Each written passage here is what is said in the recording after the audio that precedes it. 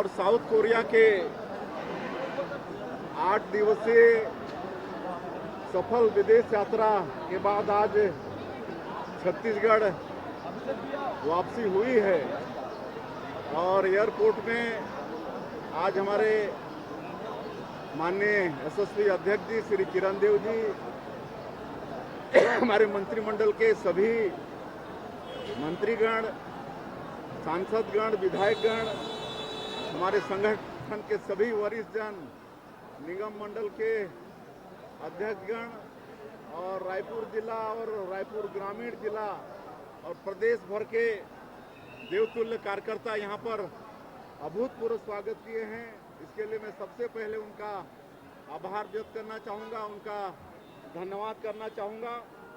और ये जो 22 अगस्त से 29 अगस्त तक जापान और दक्षिण कोरिया की 8 दिनों की यात्रा थी, ये बहुत ही यात्रा सफल रही। इसमें टोक्यो, ओसाका और सोल, जिसको सियोल भी कहते हैं, दक्षिण अफ्रीका के अंतर्गत है, तो इन शहरों में जाने का अवसर मिला है और सौभाग्य है कि हमारे देश के यशस्वी प्रधानमंत्री श्री नरेंद्र मोदी जी वो भी जापान की यात्रा पर हैं और वो जब से हमारे देश के प्रधानमंत्री बने हैं तो विश्व में हर जगह भारतीयों का मान और सम्मान बढ़ा है।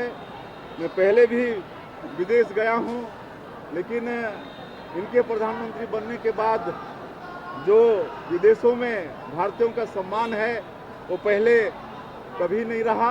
ये हम सब लोगों के लिए सौभाग्य का विषय है और ये दौरा माननीय प्रधानमंत्री जी का, इसमें जापान के साथ में जो एमओयू हुआ है, आने वाले 10 साल में करीब 6 लाख करोड़ का निवेश आने वाला है, जिससे हमारे देश और छत्तीसगढ़ को भी लाभ होने वाला है।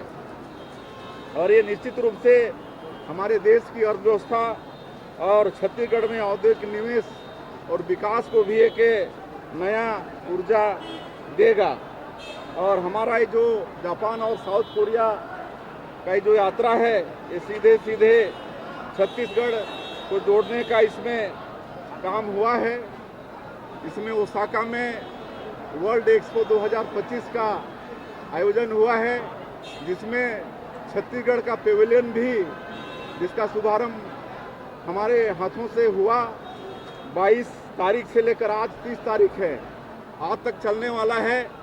और इसमें बहुत अच्छा पेविलियन की तारीफ वहाँ पर हो रही है, क्योंकि पेविलियन के माध्यम से हम लोगों के प्रदेश की जो नई उद्योग नीति है उसको दुनिया के सामने में रखने का प्रयास किए हैं। और सिरपुर, जहाँ पर भगवान बुद्ध की प्रतिमा है और बुद्धिज्म से जो रिश्ता है हमारे प्रदेश का, उसको भी वहाँ बताने का प्रयास पेविलियन के द्वारा हुआ है। और हमारे छत्तीसगढ़ का जो डोकरा आर्ट है, यहाँ का कोसा है, यहाँ का हस्तशिल्प है, उसको भी पेविलियन में प्रदर्शित करने का प्रयास हुआ है।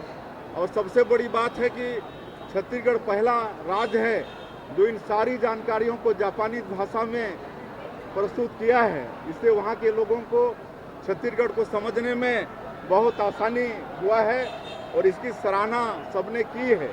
और करीब 30,000 लोग हमारे छत्तीसगढ़ के पेविलियन में रोज आते थे। ये हम लोगों के लिए, छत्तीसगढ़ के लिए बड़ा सौभाग्य का विषय है। और उसी तरह से जापान की संस्कृति को भी बहुत करीब से देखने का हम लोग को अवसर मिला है और ये सीख मिली है कि कैसे हम लोग अपनी संस्कृति को भी उद्योग और पर्यटन से जोड़ के प्रदेश को आगे बढ़ा सकते हैं। और हम लोगों ने टोक्यो, ओसाका और सियोल, ये तीनों जगह इन्वेस्टर कनेक्ट का आयोजन हुआ था, जिसमें एशिया महाद्वीप के बहुत से बड़े बड़े उद्योगपतियों से मुलाकात करने का अवसर मिला और उनको भी छत्तीसगढ़ को जानने का अवसर मिला है। और 6 एमओयू हुए हैं विभिन्न क्षेत्रों में, खाद्य प्रसंस्करण, स्किल डेवलपमेंट, पर्यावरण संरक्षण, इलेक्ट्रॉनिक्स और ईवी जैसे सेक्टर में ये 6 निवेश प्रस्ताव दिए हैं, जिसमें सरताज फूड, SAS सानवा, बायोसीड्स, बियानी ग्रुप और मॉडर्न टेक ये कंपनियों के साथ MOU हुआ है। आने वाले समय में ये इन्वेस्ट करेंगे हमारे छत्तीसगढ़ में, जिससे विकास को भी, मतलब उद्योग को भी विकास मिलेगा और हमारे लाखों लोगों को रोजगार भी मिलेगा। उसी तरह से वहाँ की जो बड़ी बड़ी संस्थाएं हैं, NTT है, जेट्रो है, KITA है, मोराबू, हसीन, ATCA और यूनिकोरल जैसी जो बड़ी बड़ी संस्थाएं हैं, इनके साथ भी हम लोग की मुलाकात हुई है, चर्चा हुई है। और IT, semiconductor, cloud, pharma, electronics, logistic और स्किल ट्रेनिंग, इन क्षेत्रों पर इन संस्थाओं से चर्चा हुई है। तो इस क्षेत्र में इनका भी सहयोग हमारे छत्तीसगढ़ को मिलने वाला है।